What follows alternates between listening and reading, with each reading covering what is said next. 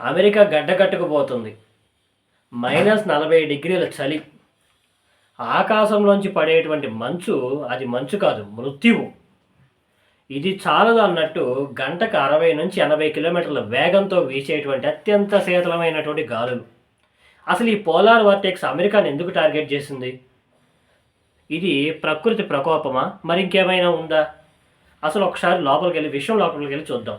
విషయం ఏంటంటే, ఈ నార్త్ అమెరికాలో ఇప్పుడు పరిస్థితి ఎంత దారుణంగా ఉందంటే, అత్యంత శీతలమైనటువంటి గాలులతో గడ్డ కట్టుకుపోతుంది. ఇంట్లోంచి కాలు బయటకేస్తే రక్తం గడ్డ కట్టుకుపోయేంత చలి. రోడ్లు, ఇళ్ళు, కార్లు అన్నీ మంచుతో పేరుకుపోయినాయి. లక్షలాది మంది జనాభా చీకట్లో మగ్గిపోతున్నారు ఈ చలికి. అక్కడ ఎమర్జెన్సీ విధించారు. ఇప్పుడు ఇలా ఎమర్జెన్సీ విధించారంటే అసలు పరిస్థితులు ఎంత దారుణంగా ఉన్నాయో అర్థం చేసుకోవాలి. అసలు ఈ పోలార్ వర్టెక్స్ అంటే ఏంటి? ఇది అమెరికాని ఎందుకు టార్గెట్ చేసింది? ఈ పోలార్ వర్టెక్స్ అంటే ఇది ఉత్తర ధ్రువంలో ఉంటుంది. ఈ ఉత్తర ధ్రువంలో ఉండేటువంటి గాలి సుడిగుండం ఇది.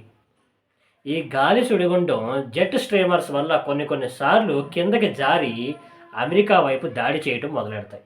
సో ఇప్పుడు పరిస్థితి అదే జరుగుతుంది అక్కడ. ఈ ఉత్తర ధ్రువంలో ఉన్నటువంటి పరిస్థితుల ప్రభావం వల్ల ఏదైతే ఈ పోలార్ వర్టెక్స్ ఇటు జారి అమెరికా మీద దాడి చేస్తున్నాయి.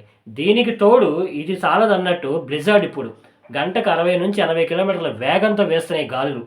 అసలు పరిస్థితి అంతా మొత్తం దేశం మొత్తం అతలాకుతలం అయిపోతుంది. అన్నీ రద్దు చేశారు, విమానాలు రద్దు చేశారు, లాజిస్టిక్స్ అన్నీ రద్దు, అంటే ప్రయాణాలు అన్నీ రద్దు అయిపోయినాయి.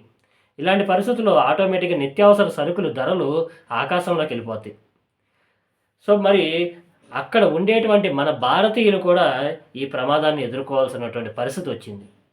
మరి దీని మీద మీ అభిప్రాయం ఏంటి అనేది నాకు కామెంట్స్లో చెప్పండి.